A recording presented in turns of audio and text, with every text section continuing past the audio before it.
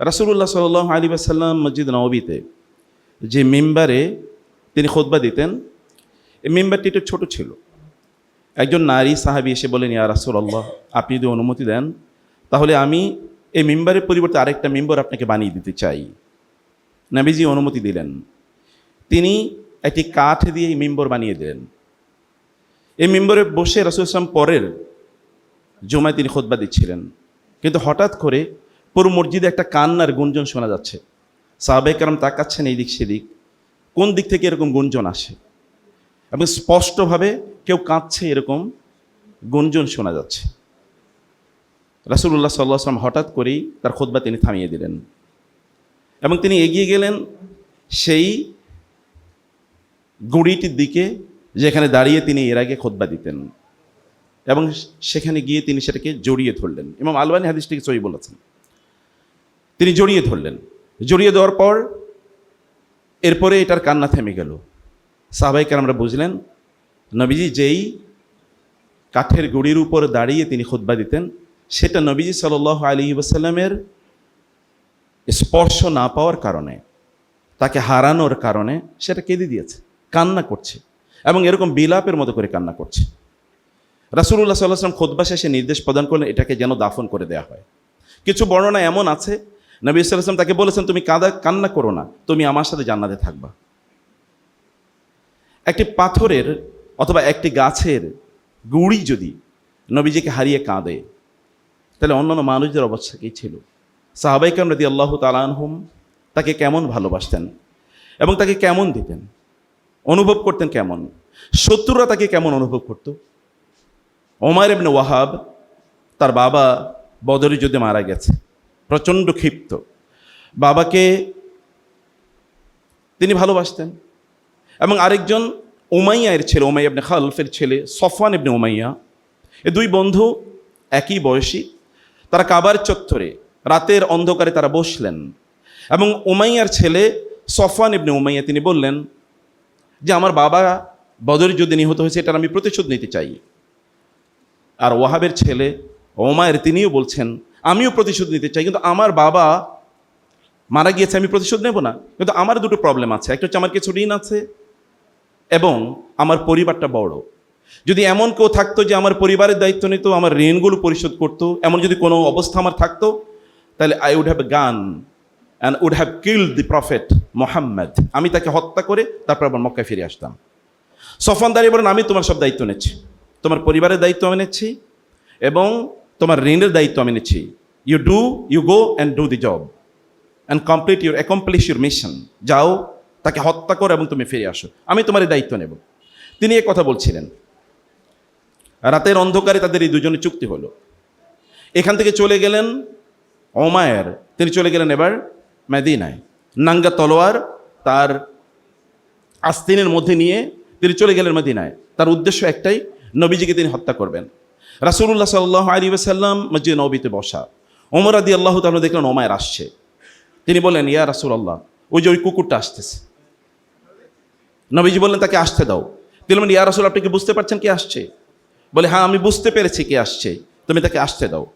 ওমর রাদিয়াল্লাহু তাআলা বুঝলেন যেহেতু ওমায়েরকে রাসূলুল্লাহ সাল্লাল্লাহু আলাইহি ওয়াসাল্লাম আসার অনুমতি দিয়েছেন, নিশ্চয়ই রাসূলুল্লাহ সাল্লাল্লাহু আলাইহি ওয়াসাল্লামের তার নিজের কিছু ভাবনা আছে, চিন্তা আছে।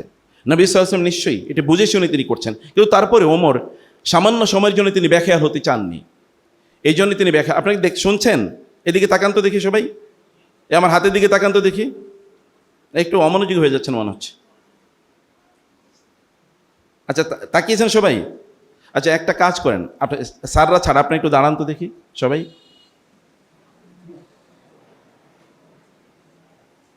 পাশের জনকে চেনেন কেন দেখেন তো, একটু তাকান না, একটু ঘাটটা ফেরান একটু। আপনার তো রোবট না নিশ্চয়ই, হ্যাঁ? আচ্ছা, মোসাফা, বোনরা বোনদের সাথে, ভাইরা ভাইদের সাথে মোসাফা করেন, মোসাফা করেন। কি ব্যাপার, হ্যাঁ? আপনার মোসাফা বুঝেন না নাকি? কাউকে মোসাফা বলছে, তিনি মোয়ানাকেও করে ফেলছেন। No problem, sit down please.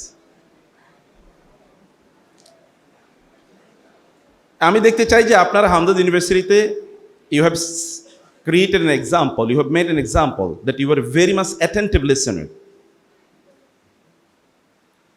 Can we show this example? Can we prove it? হ্যাঁ, আচ্ছা আমি দেখবো। আমি কিন্তু 2000 ছাত্রকে পড়াতে পারি একসাথে এবং বলতে পারবো কে কোন দিকে তাকাচ্ছে। Mind it. এই যে ওই যে অন্যদিকে তাকিয়ে আছে দেখেন। আচ্ছা, মনোযোগ দিয়ে শুনতে হবে, অথবা আপনারা বলবেন আমরা শুনবো। আমরা ভালো লিসেনার, কোনো সমস্যা নেই। ওমর রাদিয়াল্লাহু বুঝলেন রাসূল যেহেতু ওমায়েরকে অনুমতি দিয়েছে, নিশ্চয়ই কিছু একটা ব্যাপার আছে, কিন্তু ওমর তো অসাবধান হতে পারেন না। তিনি ওমায়েরকে নিয়ে যাচ্ছেন এবং তিনি প্রস্তুত, যদি ওমায়ের কোনো একটা কিছু করে তাহলে তিনি আঘাত করবেন, ওমায়েরকে ছেড়ে দেবেন না। ওমায়ের গেলেন, রাসূল জিজ্ঞেস করেন ওমায়ের কেন এসছো? বোন এসেই যে আমার আত্মীয় স্বজন আপনার এখানে বন্দী আছে, তাদেরকে মুক্ত করে নিয়ে যাওয়ার জন্য। বলে না, সত্য করে বলো কেন এসছো? বলে না, এই উদ্দেশ্যে এসছি। বলে তাহলে তোমার জামার আস্তিনের নিচে তলোয়ার কেন? তিনি বুঝলেন যে কোনো কিছু অস্পষ্ট নাই। তলোয়ারটা তিনি খুলে বলেন কাব্বাহাল্লাহু হাযিহি সুয়ুফ, এই তলোয়ার দিয়ে কী হবে? এগুলোকে আমাদেরকে বদরের যুদ্ধে বাঁচাতে পেরেছে? বাঁচাতে পারেনি, তাহলে তলোয়ার দিয়ে কী হবে? এমনি এনেছে আর কি। বলে আচ্ছা দ্বিতীয়ত বলো তো, তুমি এবং সফওয়ান কাবার চত্বরে বসে যে সিদ্ধান্ত নিয়েছো আমাকে হত্যা করবে, তুমি দায়িত্ব নিয়েছো এবং তোমার পরিবার তোমার ঋণের দায়িত্ব নিয়েছে সফওয়ান, সেটা কি? এরা যখনই বললেন তখনই ওমায়ের লাফিয়ে উঠলেন, আতঙ্কিত হলেন, প্রকম্পিত হলেন। তিনি ঝাঁপিয়ে পড়লেন রাসূল সাল্লাল্লাহু আলাইহি ওয়াসাল্লামের কাছে এবং বললেন, ইয়া মুহাম্মদ, হে মুহাম্মদ সাল্লাল্লাহু আলাইহি ওয়াসাল্লাম, আপনি আমাকে বলুন কিভাবে আমি ইসলাম গ্রহণ করতে হবে। আমি মুসলিম হতে চাই। কারণ আমি এবং আমার বন্ধু যখন আলোচনা করেছিলাম তখন সেখানে আমি এবং আমার বন্ধু ছাড়া কেউ ছিল না, আমরা দুজনই ছিলাম সেখানে। No one was there, none have seen and listen to our discussion. কেউ শোনেননি, কেউ দেখেননি। আপনি যেহেতু এটা জেনেছেন এবং আমার আগে কেউ, কোনো অশ্বারোহী এখানে মদিনায় পৌঁছে আর কথা না যে কেউ আপনাকে এই তথ্য বলে দেবে। এই তথ্য আসমান থেকে না আসলে আপনি জানতে পারতেন না এবং আপনি আমাকে জানাতেও পারতেন না। আর এই তথ্য যেহেতু আপনি জেনেছেন, আপনি সত্যিই আল্লাহর নবী, অতএব আমি আপনার কাছে আত্মসমর্পণ করলাম এবং আমি বললাম আশহাদু আল্লা ইলাহা ইল্লাল্লাহ ওয়া আন্না মুহাম্মাদার রাসূলুল্লাহ। রাসূলুল্লাহ সাল্লাল্লাহু আলাইহি ওয়াসাল্লামের কাছে লোকেরা আসছে। জুবাইর ইবনে মুতঈম, মুতঈম ইবনে আদি, বিখ্যাত মুতঈম ইবনে আদি। জুবাইর ইবনে মুতঈম তিনি বদর যুদ্ধে তিনিও আহত হয়েছেন এবং তার আত্মীয়স্বজনের মধ্যে কেউ কেউ বন্দী। তিনি এবার গিয়েছেন মদিনায় নবী সাল্লাল্লাহু আলাইহি ওয়াসাল্লামের সাথে নেগোসিয়েশন করবেন বন্দীদেরকে মুক্ত করে নিয়ে আসার জন্য। তিনি যখন মাগরিবের নামাজে সেখানে গেলেন, রাসূল সাল্লাল্লাহু আলাইহি ওয়াসাল্লাম তখন সূরাতুত তুর পড়ছেন, ওয়াত-তুর ওয়া কিতাবিম মাসতুর ফি রাক্কিম মানশুর ওয়াল বাইতিল মামুর। তিনি কিন্তু আহত, এর যুদ্ধে তিনি আহত হয়েছেন এবং তিনি প্রাণ নিয়ে বেঁচে এসেছেন যুদ্ধের ময়দান থেকে। তিনি যখন শুনছিলেন আম খুলিকু মিন গায়রি শাইইন আম হুমুল খালিকুন আম খালাকুস সামাওয়াতি ওয়াল আরদ বাল লা ইউমিনুন, এই কথা যখন, এই আয়াতগুলো যখন তিনি শুনছিলেন, তিনি বলছেন যে কাদা কলবি ইয়াতির, মনে হচ্ছে যেন আমার প্রাণ উড়ে যাবে। আমি দৌড়ে গেলাম মুহাম্মাদের কাছে এবং গিয়ে বললাম, আপনার মুখের তেলাওয়াত এবং আপনি যা উচ্চারণ করেছেন তা আমাকে এমনভাবে বিমোহিত করেছে, আমার ভেতরে সব গ্লামিয়া যেগুলো আছে, গ্লানি সব, এগুলো সব দূর করে দিয়েছে এবং আমার ভেতরে যে অন্ধকার আছে সেগুলো সব দূর করে দিয়েছে। আমি আপনার কাছে আত্মসমর্পণ করতে চাই এবং আমি ইসলাম গ্রহণ করতে চাই। তিনি ইসলাম গ্রহণ করেছেন। মানুষ যখন তার কাছে যায়, যখন লোকেরা তাকে হত্যা করতে যায়, ওমর রাদিয়াল্লাহু তাআলা তাকে হত্যা করতে গিয়েছেন, কিন্তু তার আগেই তার ভেতরে যে মনুষ্যত্ব ছিল সেটা জাগ্রত হয়েছে, পশুত্ব যেটি ছিল সেটা সেখান থেকে হত্যা হয়ে এসছে। সম্মানিত ভাইয়ের এবং বোনেরা, আমরা যখন দেখি যে লোকেরা তার সংস্পর্শে যখন আসে তখন লোকেরা পরিবর্তন হয়ে যায়। লোকেরা যখন তার কথা শুনে তারা পরিবর্তন হয়ে যায়, যখন তারা তার জীবন সম্পর্কে জানে তখন তারা পরিবর্তন হয়ে যায়। এবং তিনি যাদেরকে তৈরি করেছেন তাদের কথা একবার চিন্তা করে দেখেন তো, কাদেরকে তিনি তৈরি করেছেন। তিনি যখন মারা যান তখন মনে হতো যে ইসলাম বুঝি দুর্বল হয়ে যাবে, কিন্তু সেখানে দাঁড়িয়ে গেছে একজন দুর্বল মানুষ, যিনি যখনই দাঁড়াতেন তখন তিনি কাঁদতেন কোরআন তেলাওয়াত শুনে। নামাজে কানা আবু বকর রাজুলান বাক্কা, আবু বকর যখন দাঁড়াতেন তখন তিনি ছিলেন এমন একজন ব্যক্তি, তিনি কাঁদতেন। কিন্তু যখনই প্রয়োজন দেখা দিয়েছে তখন তিনি আয়রনের মতো কঠিন হয়ে গিয়েছেন। চারদিকে লোকেরা, কেউ কেউ তাদের নিজেকে তারা নবী দাবি করেছে, কেউ কেউ তারা মোরতাদ হয়ে যাচ্ছে, কেউ কেউ জাকাত দিতে অস্বীকার করেছে। আবু বকর রাদিয়াল্লাহু তাআলা ওমরকে ডাকলেন এবং ডেকে বললেন, ওমর, এই অবস্থায় আমি তাদের বিরুদ্ধে যুদ্ধ করব। ওমর বললেন, আল্লাহ রাসূল তো কথা বলেননি।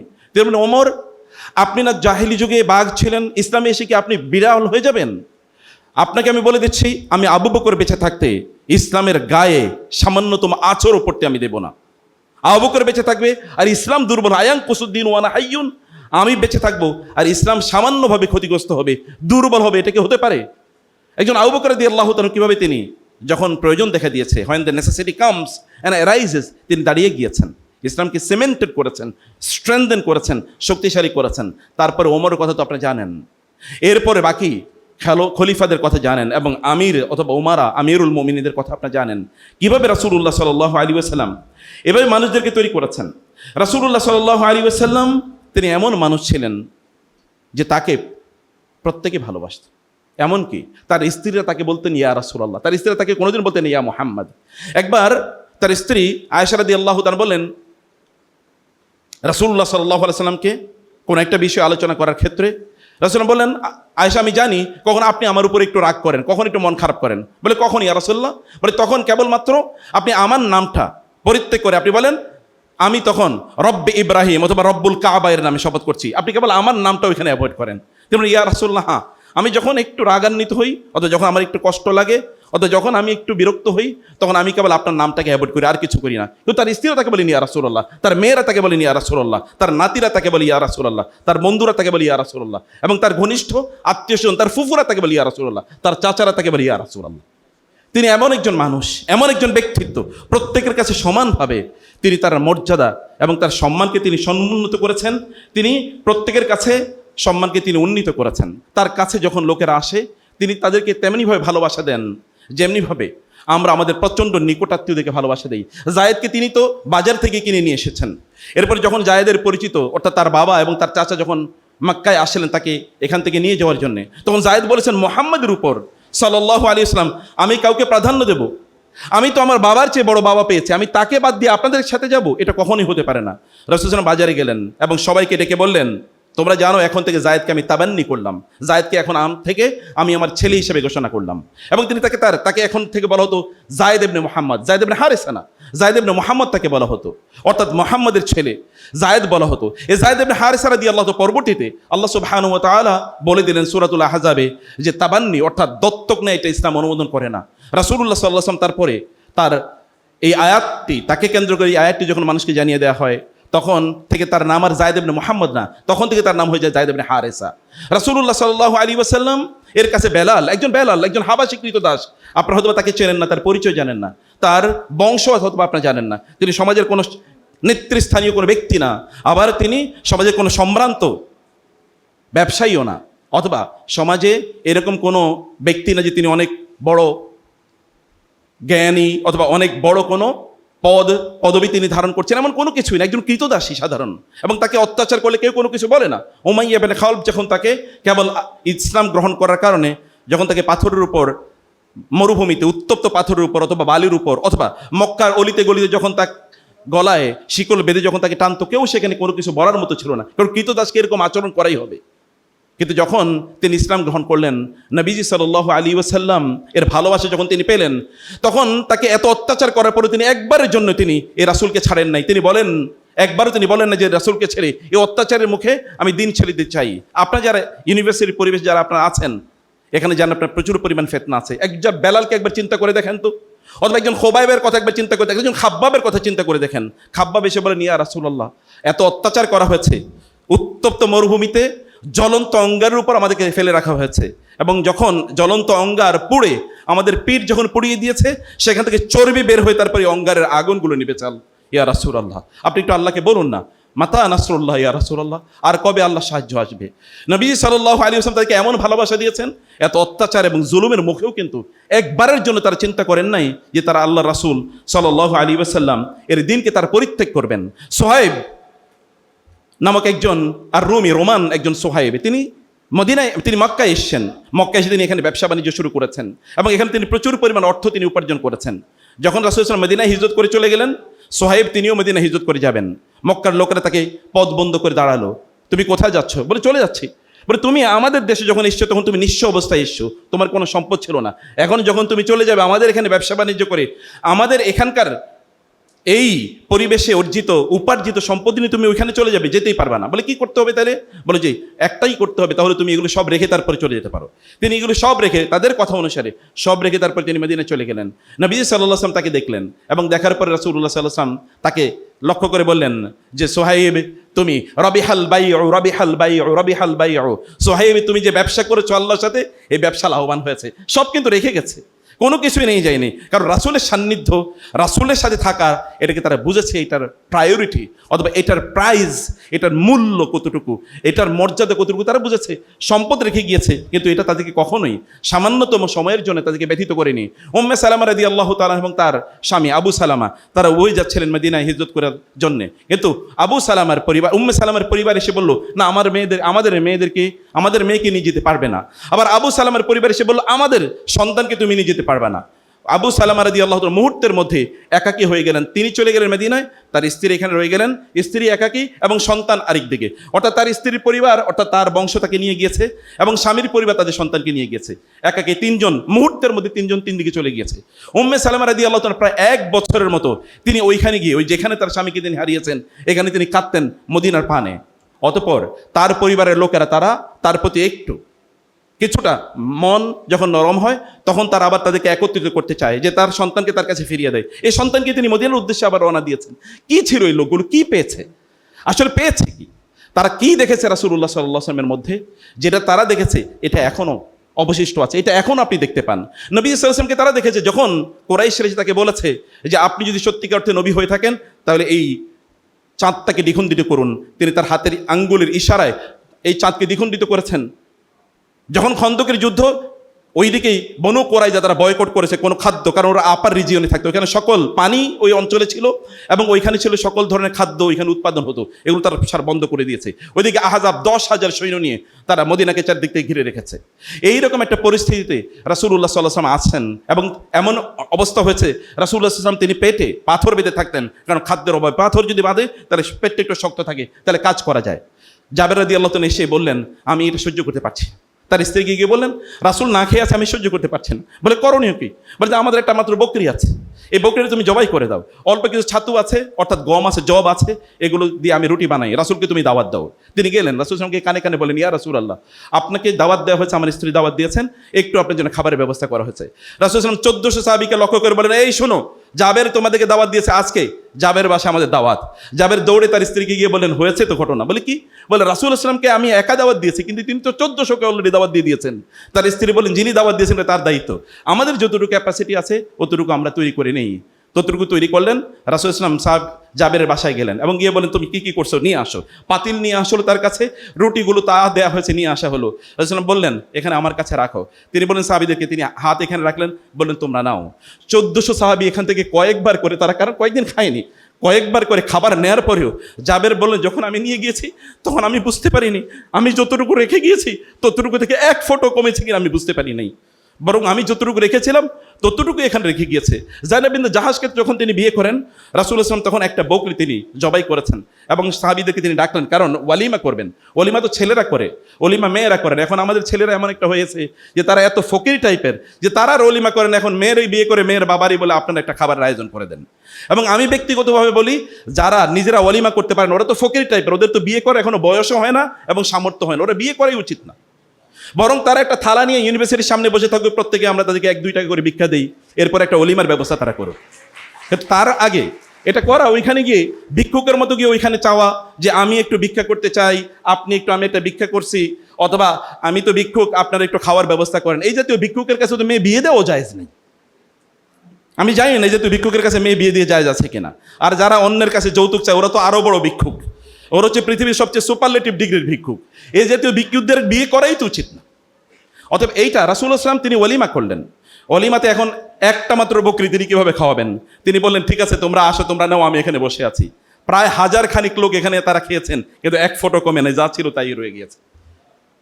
রাসূলুল্লাহ সাল্লাল্লাহু আলাইহি ওয়াসাল্লাম হুদাইবিয়ার এখানে তিনি এসেছেন, হুদাইবিয়াতে আসছেন। এখন এখানে পানি, যেই জায়গায় হুদাইবিয়া একটা জায়গায়, এখানে একটা পানির ফোয়ারা আছে, মানে একটা পানির কূপ আছে। এই কূপের কারণে এটার নাম হচ্ছে হুদাইবিয়া, একটা কূপ হিসেবে এখানে জানতো লোকেরা। আরও আশেপাশে ছোট কিছু কূপ আছে। প্রায় 1400-1500 সাহাবী এখানে এসছে। অতএব এখানে এই কূপের পানি মুহূর্তের মধ্যে শেষ হয়ে গেছে। সাহাবীরা এসে বলেন ইয়া রাসূল, পানির অভাবে আমরা গোসল করতে পারছি না, ওযু করতে পারছি না, আমরা খাবারে পানি পাই না। রাসূল ইসলাম বললেন, ঠিক আছে, আমার এখান থেকে একটা তীর নিয়ে যাও, ওই তীরটা ওই কূপের মধ্যে নিক্ষেপ করো। তীরটা যখন কূপের মধ্যে নিক্ষেপ করা হলো, সুনামির মতো ওইখান থেকে পানি ওঠা শুরু হয়ে গেছে।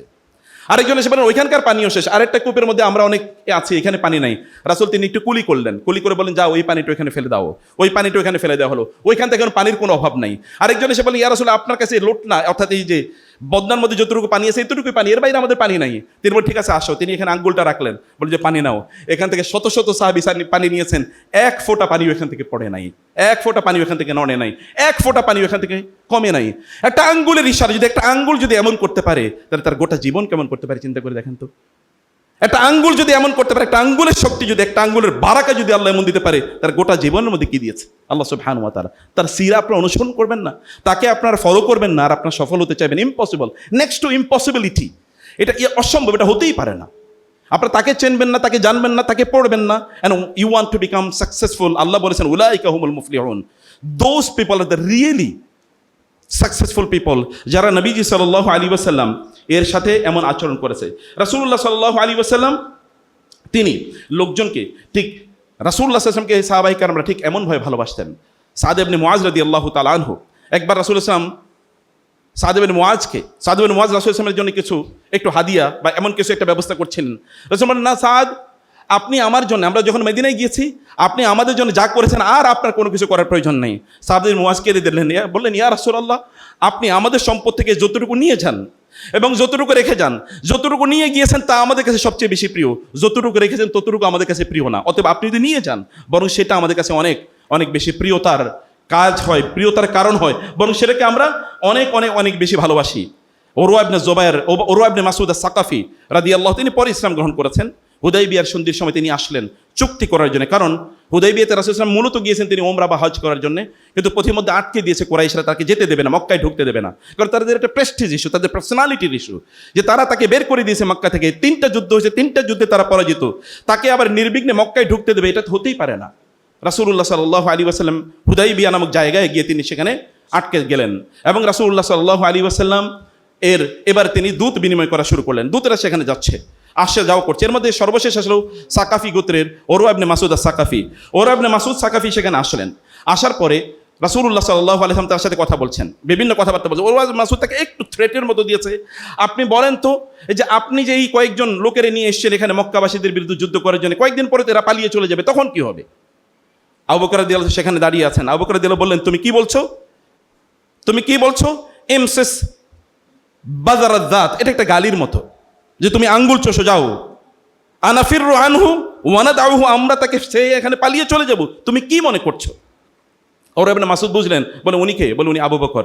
বলে আবু বকর জাহেলি যুগে, অর্থাৎ আপনি আমার উপর এর আগে একটা অনুগ্রহ করেছেন, ওই অনুগ্রহ না করলে আমি একটা কঠিন উত্তর দিতাম আপনাকে। কারণ আবু বকর জাহেলি যুগেও মানুষের, অথবা ইসলামের প্রথম যুগে তিনি মানুষের অনেক খেদমত করেছেন, যেমন উরওয়া ইবনে মাসউদের তিনি সাহায্য করেছিলেন।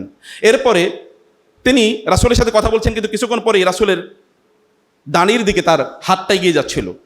এর মধ্যে সেখানে ছিল মুগীরা ইবনে শুবা রাদিয়াল্লাহু তাআলা, তার হাতে ছিল নাঙ্গা তলোয়ার। ওই তলোয়ারের বাট দিয়ে তিনি উরওয়া ইবনে মাসউদ কিন্তু সাকাফি, উনি কিন্তু সাকাফি গোত্রের নেতা, সাধারণ মানুষ না, হাজার হাজার মানুষ তাকে অনুসরণ করে, তিনি ওইখানকার সেলিব্রিটি। তার হাতে এরকম আঘাত করেছে, হাত সরাও, আখির ইয়াদাকা রাসূল আন লিহিয়াতি রাসূলিল্লাহ, রাসূলের দাড়ি থেকে তোমার হাত সরাও, যদি তা না করো তাইলে তোমার এই হাত আর তোমার কাছে ফিরে যাবে না। উনি বলেন, উনি কে? বলে উনি মুগীরা। তিনি তাকে একটু ঝাঁঝালো কণ্ঠে কিছু কথা বললেন। এরপরে তিনি রাসূল সাল্লাল্লাহু আলাইহি ওয়াসাল্লাম তাকে বলেন, দেখো না, আমরা এখানে উমরা করতে এসেছি, হজ করতে এসেছি, আমরা আসলে যুদ্ধ করতে আসিনি, আপনি বরং তাদেরকে গিয়ে বলুন। উরওয়া ইবনে মাসউদ তিনি মক্কায় ফিরে গেলেন এবং মক্কার লোকদেরকে বলেন, কুরাইশরা তোমাদেরকে বলি, আল্লাহর কসম, লাকাদ ওয়াফাততু আলাল মুলুক, আমি বড় বড় রাজা সম্রাটদের কাছে গিয়েছি এবং আল্লাহর কসম সম্রাটদের আশপাশে মন্ত্রীদেরকে দেখেছি এবং তাদের সাহায্যকারীদেরকে দেখেছি, সেনাপতিদেরকে দেখেছি, সেনানায়কদেরকে দেখেছি, সৈন্যদেরকে দেখেছি, আত্মীয়স্বজনকে দেখেছি, কিন্তু আমি মুহাম্মাদের কাছে গেছি, আমি একটা ভিন্ন চিত্র দেখেছি। আমি দেখি তার অনুসারীরা যখন তিনি অজু করেন, অজুর অবশিষ্ট পানি নেয়ার জন্য তাদের মধ্যে কম্পিটিশন, প্রতিযোগিতা শুরু হয়ে যায়। যখন তিনি কোনো নির্দেশ দেন, ওই নির্দেশ কে কার আগে পালন করবে তাদের মধ্যে প্রতিযোগিতা শুরু হয়ে যায়। যখন তিনি কোনো কথা বলেন তখন প্রত্যেকের মাথা নিচু দিকে থাকে, এবং আমি আল্লাহর কসম কাউকে দেখিনি মুহাম্মদের দিকে সরাসরি তাকাতে। মর্যাদায়, আত্মসম্মানে, মুহাম্মদকে ভালোবাসার কারণে সাল্লাল্লাহু আলাইহি ওয়াসাল্লাম তারা তার দিকে সরাসরি পর্যন্ত তাকায় না, মাথা নিচু করে থাকে। আমি কোথাও এরকম মানুষ দেখি না। এমন অনুসারী আমি কোথাও দেখি না। এবং আমি তোমাদেরকে বলি কুরাইশরা, তোমরা যা কথা তিনি যা বলছেন এ কথা তোমরা মেনে নাও, যদি তোমরা মেনে নিলে তোমাদের জন্য কল্যাণকর হবে। নবীজি সাল্লাল্লাহু আলাইহি ওয়াসাল্লামের কাছে সাহাবায়ে কেরাম যখন আসতেন, তখন সাহাবায়ে কেরাম রাদিয়াল্লাহু তাআলা আনহুম তাকে এভাবেই দেখেছে। সাহাবীদেরকে তিনি কেমন ভালোবাসেন। আমরা তো এখন চুজেন কেবলমাত্র সেলিব্রিটিদের পেছনে ঘুরি, সেলিব্রিটিদের সাথে সেলফি তোলার জন্য করি। হামদর্দ ইউনিভার্সিটিও সেলিব্রিটিদেরকে দাওয়াত দেয়। এর বাইরে রিয়েলি আলেম, আল্লাহওয়ালা, দিনদার এরকম লোকদের পেছনে হামদর্দ মানে সরি স্যার, আমি শুধু হামদর্দের কথা বলি না, it has become the trend of the society, যে অমকে সেলিব্রিটি, ফেসবুকার, ইউটিউবার, টিকটকার, তাদের পেছনে সবাই ঘুরতেছে, কিন্তু রিয়েল লোক কারা এর পেছনে ঘুরে না।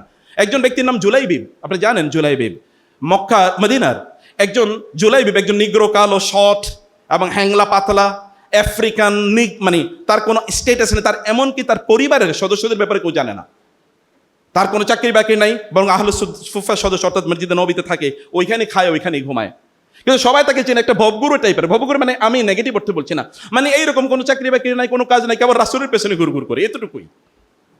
রাসূল একবার বলে, জুলাইবি বিয়ে করো না কেন? বলি, ইয়া রাসূলুল্লাহ আমি বিয়ে করবো, আমার কে বিয়ে করবে? এই যে যুবকরা এখন হাসবে নাকি? হাসেও না। ঘটনা কি? কি বিয়ের কথা ভুলে গেছেন নাকি? পড়াশোনার চাপে বিয়ের কথা ভুলে গেছেন নাকি? হ্যাঁ, ভুলে গেছেন? ভুলে নাই, ওইটা ভিতরে ওইটাই আছে বেশি। ওই বিয়ের টেনশনে পড়াশোনা পর্যন্ত ছেড়ে দিতেছে নাকি বলেন? কোনো সমস্যা নেই।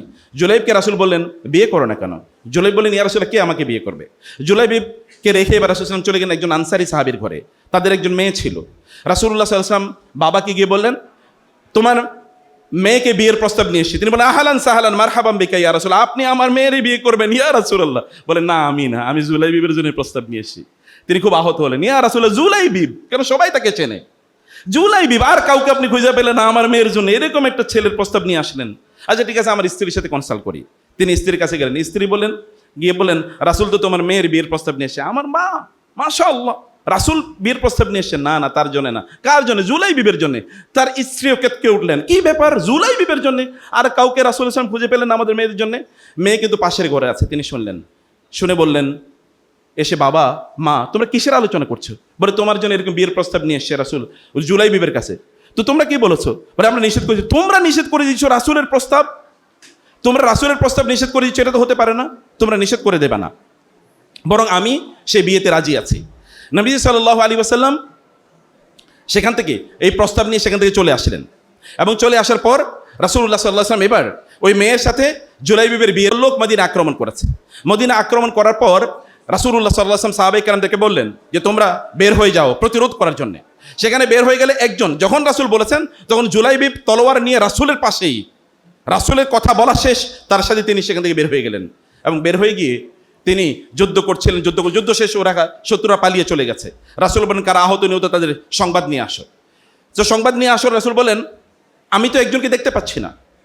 সাহাবায়ে কেরাম বলে, সবাইকে সব সংবাদই তো নিয়ে এসেছি। রাসূল বলেন, না, ওয়ালাকিন্নী আফকিদু আহাদান, আমি কিন্তু একজনকে এখনো খুঁজে পাচ্ছি না।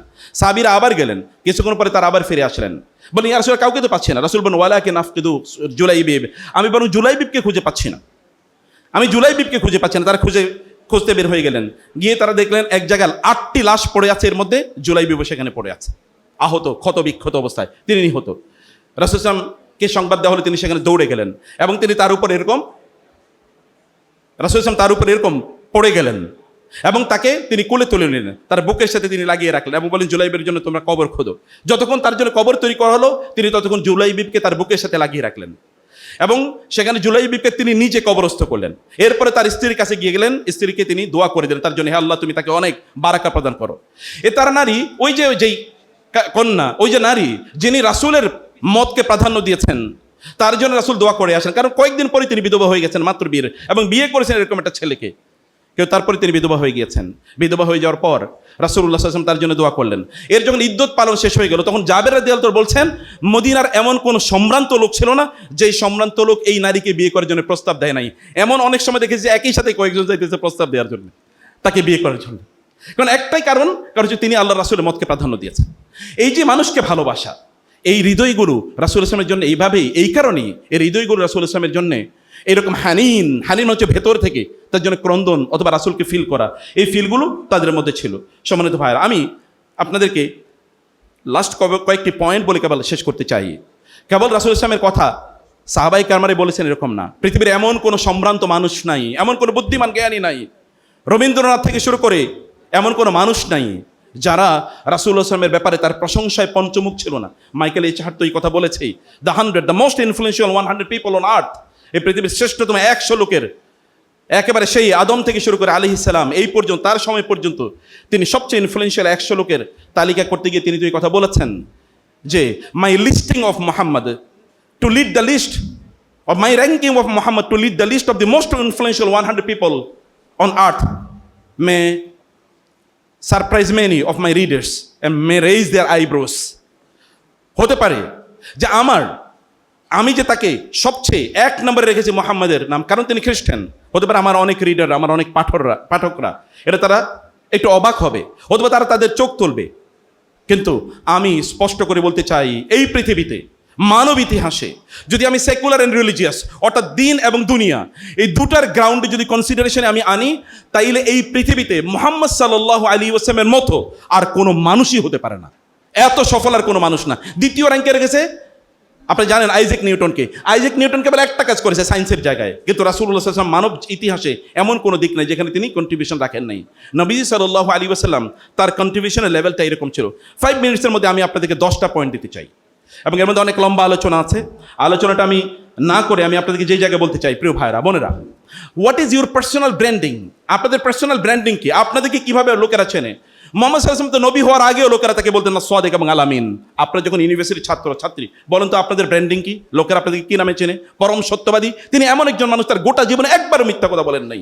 তিনি এমন একজন মানুষ তার গোটা জীবনে একবারও হাই তোলেন নাই। তিনি এমন একজন মানুষ গোটা জীবনে তিনি হকের বাইরে কারো উপর একবারও আঘাত করেন নাই। তিনি এমন একজন মানুষ তার শত্রুরা পর্যন্ত তার ব্যাপারে বলতে হতো, যখন বদরের যুদ্ধে লোকেরা এসে আবু জাহেলকে বলছে, আবু জাহেল আমরা যে তার বিরুদ্ধে যুদ্ধ করছি, বলো তো অভিযোগ কি? বলে না, কোনো অভিযোগ নাই, আসলে কোনো অভিযোগ নাই। মুহাম্মদ একজন অ্যামেজিং ম্যান, তিনি কখনো মিথ্যা কথা বলেন না, কারো ক্ষতি করেন না, কারোর সাথে কোনোদিন চিটিং করেন না। কিন্তু একটাই ইস্যু, তিনি হচ্ছেন কুরাইশ বংশের অর্থাৎ বনু হাশিম গোত্রের, আর আমরা হচ্ছে বনু মাখজুম গোত্রের, অথবা আমাদের গোত্রীয় একটা দ্বন্দ্ব আছে। এই দ্বন্দ্বের কারণে আমি যদি তাকে মেনে নেই, তাহলে আমাদের গোত্রের একজন নবী লাগে, কিন্তু আমাদের গোত্রে তো নবী হওয়ার মতো কেউ নাই। এই কারণে আমি মানতে পারতেছি না, কারণ একটাই, আর কোনো কারণ নাই।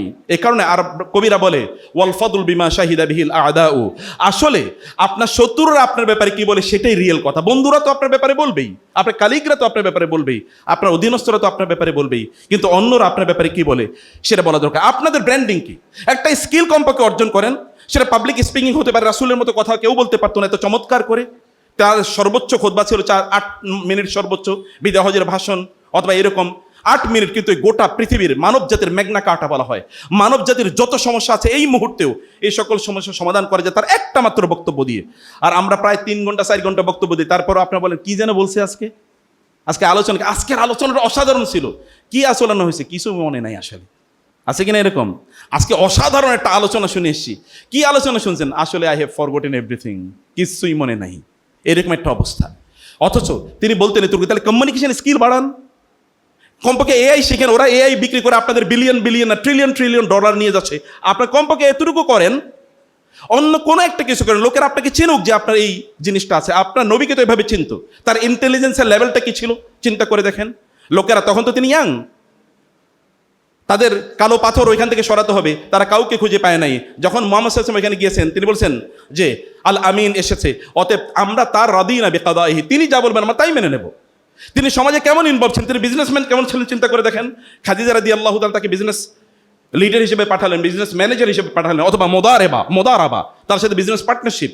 তিনি এমন বিজনেস করেছেন যে মাইসারা বলেছে, খাদিজা রাদিয়াল্লাহু পার্সোনাল সেক্রেটারি, যে আমাদের জীবনে এত চমৎকার, খাদিজা তো বহু আগ থেকে বিজনেস করে, তার ফ্যামিলি বিজনেস, এটা এত চমৎকার বিজনেস আমাদের কখনো আমরা জীবনে দেখি না। আপনাকে বিজনেস দিলে তো আপনার ক্যাপিটাল পর্যন্ত খেয়ে ফেলান, বাকিটা কি সেখান কমপক্ষে এটা। আল্লাহ রাসূল সাল্লাল্লাহু আলাইহি ওয়াসাল্লাম গোটা জীবনে তিনি ছিলেন প্রচন্ড চিন্তাবাদী মানুষ। তিনি চিন্তা করতেন, তিনি বলেছেন আল্লাহর কাছে সবচেয়ে প্রিয় মানুষের চিন্তাশীল। আপনি বলেন তো চিন্তা করার সময়ই নাই, একটাই পাইছেন ফেসবুক, আর কোনো জিনিসই নাই। এটা বন্ধ করে রাখেন। এটা তো আপনাকে ব্যবহার করতেছে, আপনি তাকে ব্যবহার করেন না। ফেসবুকের মালিকের কি আছে? একটা প্রোডাক্ট, একটা কেবল অ্যাপস আছে। আমি সেই দিন দেখেছি 1.8 ট্রিলিয়ন ডলারের মালিক। 1.8 ট্রিলিয়ন মানে কি? 1000 বিলিয়নে 1 ট্রিলিয়ন, প্রায় 2000 বিলিয়ন ডলারের মালিক 1 বিলিয়ন মানে হচ্ছে 1200, 1250, 1300 কোটি টাকা। 1 বিলিয়ন মানে এবার চিন্তা করুন 2000 বিলিয়ন। এটা কি? একটা অ্যাপস কেবল ব্যবহার করছে। গুগলের মালিকরা এরা কিসের? অ্যামাজনের মালিক পৃথিবীর সবচেয়ে ধনী, কি করেছে? কমপক্ষে একটা জিনিস শেখেন, এটা দিয়ে আপনি আপনার নিজের সার্ভিস দেন এবং এটা দিয়ে আপনি আপনার উম্মার সার্ভিস দেন। ইমোশনাল ইন্টেলিজেন্স তৈরি করেন, মানুষের সাথে কীভাবে কানেকশন হবেন, কানেক্টিভিটি ডেভেলপ করেন, যে কিভাবে লোকেরা আপনার সাথে কানেক্টেড হবে, লোকেদেরকে কীভাবে আপনারা শেখাবেন, লোকদেরকে আপনার সমাজের সাথে ইনভলভ হন। সমাজের সাথে ইনভলভ না হয়ে কোনোদিন উন্নতি করতে পারবেন না। রাসূলুল্লাহ সাল্লাম তিনি সমাজের সাথে কেমন ইনভলভ ছিলেন দেখেন না? বিধবারা তার কাছে দৌড়ে আসতো, ইয়াতিমরা তার কাছে দৌড়ে আসতো, অসহায়রা তার কাছে দৌড়ে আসতো। লোকেদের পেটে খাবার নাই, ওয়াতাকসিবুল মাদুমা, যাদের টাকা পয়সা নেই তাদের জন্য যেন তিনি ইনকাম করছেন, এমন একটা ভাব, এমন একটা অবস্থা। এইটা আপনাদেরকে অবশ্যই, এই কাজটি আপনাদেরকে করতে হবে। অতএব সমাজে আপনাদের সাথে অবশ্যই মিলে যেতে হবে। এবং ফাইনালি প্রিয় ভাইরা বলতে চাই, বোনেরা, একটা মিশন ঠিক করেন, আইডেন্টিটি ঠিক করেন। আপনি কে? আপনার পরিচয় কি? একটা মিশন ঠিক করেন, মিশনের সাথে একেবারে গ্লুড লেগে থাকেন, ব্রেনটাকে ব্যবহার করেন এবং কোনো একটা জায়গায় ফোকাস দেন, কনসেন্ট্রেশন দেন। কনসেন্ট্রেশন অবস্থাটা কি জানেন? আতশ কাজ আপনি দেখেন, একটা আতশ কাজ যদি রাখা হয় কোথাও, ওইখানে যদি সূর্যের আলো পড়ে তাহলে এর পেছনে যা আছে সেটা পুড়ে যায়, কারণ সূর্যের আলো তো এর আগেও পড়তো, কিন্তু এটা কনসেন্ট্রেশন করেছে। আপনি একটা কনসেন্ট্রেশন ডেভেলপ করেন, একটা কাজ এক সময় করেন এবং বলেন আগামী 6 মাসে আমি ইংরেজি ভালো করে শিখতে চাই, আগামী 6 মাসে আমি এআই ভালো করে শিখতে চাই, আগামী 6 মাসে আমি শিখতে চাই এই স্কিলটা আমি অর্জন করতে চাই, আগামী 6 মাসে আমার যে কোনো একটা সাবজেক্টের উপর আমি সবচেয়ে জ্ঞানী, আমার এই ইউনিভার্সিটিতে ওই অন্য কেউ আমার ধারে কাছে প্যারালালি আসতে পারবে না, কমপক্ষে এটুকু আমি শিখি। Concentrate, concentrate, concentrate. আল্লাহ নবী তা করেছেন। চিন্তা করেন, চিন্তা করেন, নিজকে নিয়ে ভাবুন। সময়কে নষ্ট করবেন না, সময় আপনার জীবন। সময়ের অন্য কাজ দিয়ে দিয়েন না, ওদেরকে দেবেন, ইউটিউবকে দেবেন, ফেসবুককে দেবেন, ওরা আপনাকে বিক্রি করে দেবে মানুষের কাছে এবং ওরা ধনী হয়ে যাবে, কিন্তু আপনি ওই একই অবস্থা থাকবেন। কেন সেটা করবেন? প্রতিদিন কমপক্ষে 8 ঘন্টা মোবাইল বন্ধ রাখেন, ইন্টারনেট প্রয়োজনে বন্ধ করে দেন এবং 6 মাস নিজকে নিয়ে ব্যস্ত থাকুন। সকালে কোনোদিন ফজর ঘুমাবেন, নিজের শরীরটাকে ঠিক রাখেন, আপনার শরীর দিয়ে আপনি বড় হবেন। আপনার নবীজি সাল্লাল্লাহু আলাইহি ওয়াসাল্লাম দেখেন না, তিনি 63 বছর বয়সে তিনি রাতের অর্ধ রাত জুড়ে তিনি নামাজ আদায় করেন, কুমিল লাইলা ইল্লা কালিলা নিসফাহু আও ইনকুস মিনহু কালিলা। আর আপনি ইয়াংম্যান, আপনার ইয়াংম্যান এখন সকালবেলা ঘুম থেকে উঠতে পারেন না, মাথা ব্যথা করে। এটা কেমন মানুষ? এতে কি হবে? এটা দুনিয়া না, লাফি আমালি দুনিয়া ওয়ালা ফিল আমালিল আখিরা। দুনিয়ার কাজেও লাগে না, আখিরাতের কাজেও লাগে না।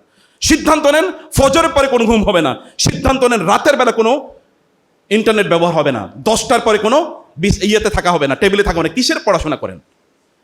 কিসের পড়াশোনা? নিজের চরিত্রকে ঠিক করেন, অন্যরা দেখে আপনাদেরকে যেন সেলুট দেয়, যেন আপনাদের সিস্টাররা যেন বলে এই ছেলেটা ক্যাম্পাস সবচেয়ে ভালো, তার আখলাক, তার চরিত্র সবচেয়ে ভালো। যেন টিচাররা বলে যে ও আমাদের এই ইউনিভার্সিটির মানটাকে উন্নত করবে, সে আমাদেরকে অবশ্যই ঠিক করবে। কারণ discipline, discipline, discipline, discipline, discipline, discipline, ডিসিপ্লিনের মধ্যে নিয়ে আসেন। যারা পৃথিবী চালায় ওদেরকে গিয়ে দেখেন ওদের ডিসিপ্লিনটা কি। যেই সময় যে কাজ করার কথা তারা সেই সময় সে কাজ করে। আমাদের শেখ আহমদুল্লাহ কখন আইছে? 12টায় আসার কথা, আমি দেখছি ঠিক 12টায় ঢুকছে। মানুষকে এমনি বড় হয় শেখের, আমি সরি, আমি সামনে বলছি, এটা ক্ষমা করে দেবেন, কিন্তু আমি দেখেছি, আমি বাংলাদেশে এরকম বড় বহু লোকেরই দেখেছি, যা বলেছে সেটাই সময়, এর বাইরে কোনো সময় না। আমি দেখেছি এরকম বহু মানুষকে দেখেছি, ম্যাগনেটদেরকে দেখেছি। এখন আমি এই পৃথিবী যারা চালায় ওদের জীবনে আমি স্টাডি করে দেখেছি, ওরা রাত্রে 4টায় অথবা 4:30 অথবা 5টায় ঘুম থেকে উঠে, 5টায় ঘুম থেকে উঠে এভরিডে, এরপরে কোনোদিন করে না। আর লাইফটাকে রেগুলেটেড করা, রেজিমেন্টেড করা, এক আর্মির মতো করে জীবন যাপন করা, এমন শরীরের বিল্ডিং করা, জিমে যান, নিজকে তৈরি করেন এবং শক্তিশালী করেন যেন শয়তানও আপনাদেরকে দেখে পালায়। কারণ ওমর রাদিয়াল্লাহু থেকে দেখে শয়তান পালাইতো না, পালাইতো না। আর আপনাদেরকে শয়তান দেখার পর বলে আসো বন্ধু, আসো হে বন্ধু, একসাথে সময় কাটাই। যদি এটা হয় তাহলে কেমন হবে? শয়তান আপনাদেরকে দেখে পালাক। নামাজে মনোযোগী হন, যত বেশি নামাজ পড়বেন তত কনসেন্ট্রেশন ডেভেলপ করবে, যত বেশি কোরআন পড়বেন তত ব্রেনটা শক্তিশালী হবে, যত বেশি আল্লাহর জিকির করবেন তত ফাংশনাল হবে আপনার ব্রেন। ব্রেনটাকে ডায়নামিক করেন, চিন্তা, ভাবেন, ভাবেন, দুনিয়া নিয়ে ভাবেন, আপনার ভবিষ্যৎ নিয়ে ভাবেন। আফটার 10 ইয়ার্স আপনি আপনার নিজকে কোথায় দেখতে চান? আফটার 5 ইয়ার্স আপনার কোথায় দেখতে চান? এভরিডে আপনার প্রোগ্রেসটাকে মেজার আপ করেন, দেখেন যে আপনি কতটুকু প্রোগ্রেস করছেন। যদি নবীজিকে অনুসরণ করতে হয়, যদি নবীজির উম্মাহ হতে হয়, এইরকম ঢিলা ডালা উম্মাহ রাসূল সাল্লাল্লাহু আলাইহি ওয়াসাল্লাম কোনোদিনই পছন্দ করেন নাই। তার সাহাবীদের অবস্থা দেখেন, তারা কেমন ছিল? আশিদ্দাউ আলাল কুফফারি রুহামাউ বাইনাহুম, কেমন অবস্থা ছিল তাদের? হতে পারবো তো নাকি? হ্যাঁ, ঘুমায় গেছে অনেকে আলো শুনে শুনে, নাকি শুনেছেন তো কথা? কিছু হওয়া যাবে তো নাকি? ইনশাআল্লাহ। আপনাদের নিজেদের জন্য কিছু হন, উম্মার জন্য কিছু হন, দেশের জন্য কিছু হন। আল্লাহ তাআলা কবুল করে নিন। শপথ তো নাকি? ইনশাআল্লাহ শপথ। এরপরে সময় নষ্ট হবে না, ডিসিপ্লিনের মধ্যে চলবে। রাতে ঘুম বাদ দিয়ে দিনে ঘুমাবো না, নাকি বলেন? রাতের ঘুম ফরজ, দিনের ঘুম হারাম করে দিতে হবে ইনশাআল্লাহ। হে আল্লাহ, তুমি আমাদের আয়োজনটাকে কবুল করে নাও। আলোচনাকে কবুল করে নাও। আমরা হারদর্দ ইউনিভার্সিটি থেকে যেন বাংলাদেশকে লিড দেয় এরকম কিছু মানুষ যেন আমরা এখান থেকে তৈরি করতে পারি এবং এখান থেকে যেন পাই। আল্লাহ এরকম তৌফিক দান করো। আমাদের এই সন্তানদের মধ্যে তুমি সেই বোধ তৈরি করে দাও এবং রাসূলের সত্যিকার অর্থে উম্মাহ এর স্ট্রং সদস্য যেন তারা হতে পারে। আল্লাহ তুমি তাদেরকে সেভাবে তৈরি করে নাও, সেভাবে কবুল করে নাও। আকুল কওলি হাযা ওয়াস্তাগফিরুল্লাহ লি ওয়া লাকুম ওয়া লিসাইরিল মুসলিমিন। সুবহানাকাল্লাহুম্মা ওয়া বিহামদিক আশহাদু আল্লা ইলাহা ইল্লা আনতা আস্তাগফিরুকা ওয়া আতুবু ইলাইক। ওয়াসসালামু আলাইকুম ওয়া রাহমাতুল্লাহি ওয়া বারাকাতুহু।